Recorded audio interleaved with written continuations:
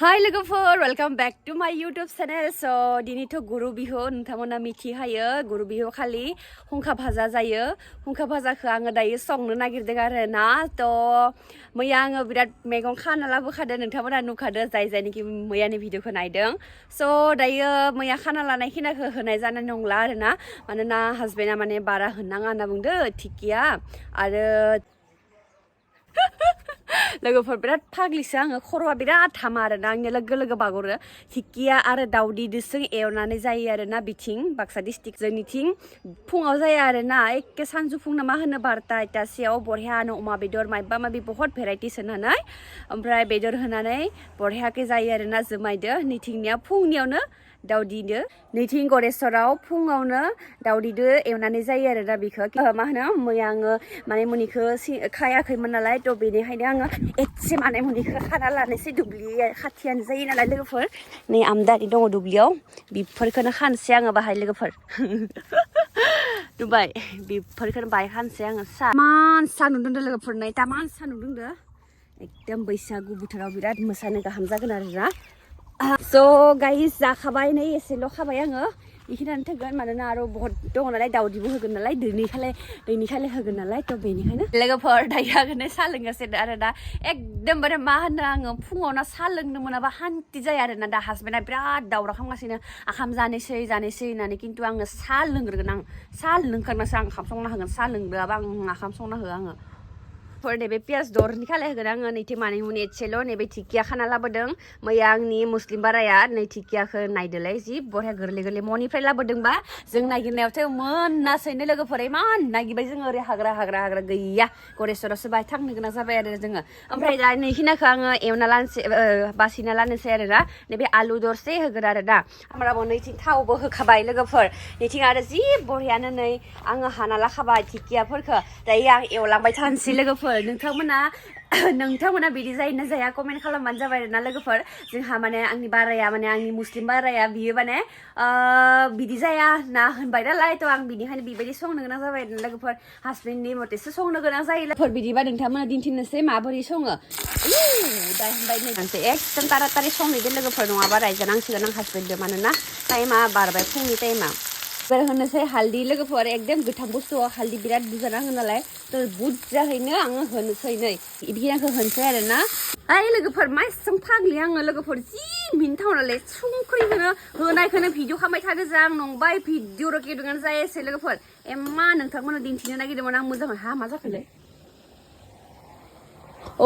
current थांबाय लोगोफोर नै मा जादों नंदों आं कारेन्ट थांबाय नै होना लाबाय आं संख्रि लाइटखौ होनो दायो नै आं एसे खोबना होनोसै आरो ना लोगोफोर एकदम मोजां खालामनो सानबा आंनिया एकदम मोजां जाया आरो ना लोगोफोर दायो आङो एकदमबारे नोंथांमोना दिन्थिनोसै जाहानि कयलार दाउआ बिदि दिनायखौ ना माने बे भाजायाव आङो दावदै होगोन नालाय लोगोफोर ओमफ्राय दावदैयानो गैला खाननैसो सिगाङाव इमान दैदोंमोन दाउनि दावदै दंमोन आरो ना दा नांगौ जानायखायसो बिदैया गैथारला लोगोफोर कयलार दाउखौ उमानि लाया होनो आरो ना उमानि लायो दखन लोगोफोर जाहानियानो बेसेबां उमानि लादो ओइनि नायदो लोगोफोर इमान बरहिया उमानि लागासिनो नै ओमफ्राय बिराद सिगांनिफ्राय दैबायो 6 माह 7 माससो दैबाय थाबाय दालागै उमानि लायाखैमोन आरो ना दा दैनै आग्लानायखाय दासो माने लोगो फाग्लि दाउ इमान आसुरित आरो ओमफ्राय दा दावदै गैया नालाय आं दखानाव लायनोसै लोगोफोर बाखर दखानिया दावदैखौ एखेबारे पेकेटाव सोना हरदो दैनि बरहियानो ओमफ्रायो लोगोफोर आङो दिन्थिनि नोंथांमोननो ओंखाम सोमनायदोसो जानो नांगोना बेखौ ओंखाम सोमनायदोसो जानो नांगौखाय ओंखाम सोमना दोननो खिथादोंमोन हासबेन्डआ नै ओंखाम सोमना दोनदो आङो बेखौ ओंखाम हासबेन्डआ जागोन आरो ना खारन मैयानि एसेल' दंमोन आरो ना सोमनाय दोननो आखामा थ' बेयो आरो गोदान संबाय आरो ना बेयावहाय लोगोफोर ओमफ्राय बे सोबनायखौ हासबेन्डआ जासिगोन गुदुंखौ आं जासिगोन आरो ना लोगोफोर ओमफ्राय फ्राय जाखाबाय एकदम जाहानि कलारनिया जि गोमो दावदैखौ दायो मिक्स खालामना होनोसै एसे थिं आरो अमा बेदरखौ एसे माबा खालामबाय आरो ना लोगोफोर दिनै नायदो दाउ बिदैनो बे मा होनो थिंखिया भाजाया ओरैबायदि टेस्टि गोथाव जाखाबाय नै सोर जानो लुगैदो कमेन्ट खालाम आयै लोगोफोर ओरैबायदि सान्दुं दुंदोंलै ओरैबायदि सान्दुं दुंदो So आंहा रेसिपिया मोनखाबाय नोंथांमोननो दिन्थिना होनोसै माबोरै जादों ओमफ्राय जों दा ओंखाम जानोसै आरोना दा 2:30 नङा 10:30 जालायबाय आरोना फुंनि खामखौ दिनैहाय 10:30आवनो जानाय जासिगोन ओरैबाथ' जोङो फुंनि खामखौ 2टासे नङाबा 3टासेयावसो जायो आरो ओमफ्राय हरावसो जायो नालाय लोगोफोर नायदो नैथिं अमा बिबु बायदि गोथाव जाखादोलै लोगोफोर जि जानो लुगैबायलै आङो ओमफ्राय आखामखौ माबायदि होदो दिन्थिनोसै नोंथांमोननो नैबे जाबाय आखामा आयु हाबाब नैबे जाबाय नेमु नैबे जाबाय फालु ओमफ्राय नैबे आखाम सोबनाय दा जानोसै लोगोफोर गोथावनो ओमफ्राय स्वामिखौ आङो नेगासिनो आरोना दाबो आंनि स्वामिया फैयाखै एकदमबारे मुभिसो नायबाय दङ नामा फन हरबाय दङ गैया ओंखाम जाबाथाय थाब लेंनानो मोना हौवाफोरखौ नोंसोरनियाबो बिदि जायोना जाया कमेन्ट खालामलायलै ओइ मुस्लिम हौवा बुंदो माबोरै नांदो जानानै दिनै सैथो दाननि लास्टनि मोसौ थुखैनायनि जाना होबाय आरो गाबोननिफ्राय आरो मोसा चिक्किया भाजा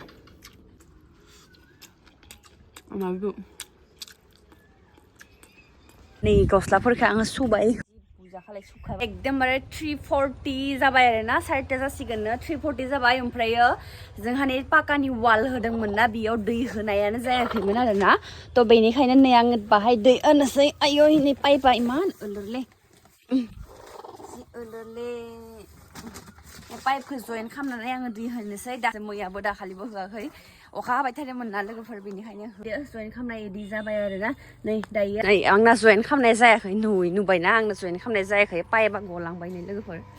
थारमाने आंनि आखाइजोंनि आरो हिन्जाव मानसिना आखाइफोरा बारा गोरा नङाना बोनायफोरा जाया आरोना जायासिनो जइन खालामनाया दा खेवनांसिगोन आरो दाबो नै दैया गगासिनो खिन्थु एख' नङा आरोना थाथोसै एकदमबारे बाहाय माबा खालामबानो जागोन आरो नैथिंबो थांदो दैया आयु मान जइन गोजालै जोंनि जिबनाबो जइन गोजा पाइपआबो जइन गोजा हाय लोगोफोर गानद्रि बेयावबो गावदो नै बेयावबो गावदो पाइपआबो मा जागोन स' होबाय दं आङो दायो नै दैया मोजां जाखादो लोंखादो दैखौ मोजां लोंदो नै लोगोफोर एकदमबारे माबाना दै होनाय जाथाराखैना अखा हानाय बेखौसो मोनलांबाय थादो सानखा लोगोफोर नै नायदो नैथिं बारा माबाया दैया नांफैयाखै नालाय थ' बेनिखायनो नै दुब्लि साइडनिफ्राय दा होनोसै आरो बेनाबो नै नाङाखै बेफोरबो एकदम दुब्लि साइडनिफ्राय जानानै होनोसै आरोना नैथिं लाबोबाय आङो पाइपखौ लोगोफोर पाइपआ मुक्ता मुक्ति जाबाय लोगोफोर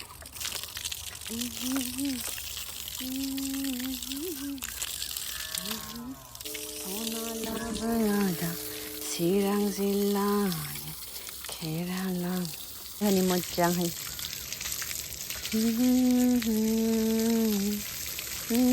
दै होखाबाय दिनै लोगोफोर नोंसोरनो दै होनाय खामानिया जोबखाबाय दा दोनथ'नोसै ओमफ्राय दिनैनि भिडिअ बेनोसै आरोना लोगोफोर ओमफ्राय मोजां मोनोबा भिडिअखौ लाइक कमेन्ट शेयार साबस्क्राइब खालामबानो जाबाय दायो आं पाइपखौ थुब्रायनानै दोननोसै बिनि थाखाय गोलाव खालामनाय नङाबा बैयो जबनाङो स' बाय